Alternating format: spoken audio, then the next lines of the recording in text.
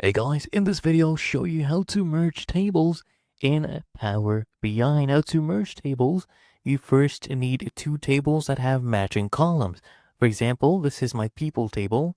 It has the column region, and if I press on this arrow for orders, you will see I also have a region column. So I can merge these tables, okay, because of the matching column. Now all you need to do is come here and click on home and then click on a transform data. This will open up your Power Query editor. And from here, what I want you to do is come at the top right and click on merge queries and then click on merge queries again. Okay. So now we are going to be choosing the two different tables. Remember, this one was the base table, which I had. And now we're going to choose the other table I want to merge with. So I'm choosing the people table.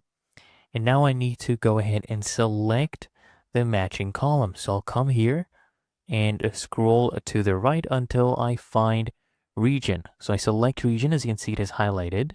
Okay. And they're telling us basically we need to select the same number of columns from both the sides. So here I'll select region as well.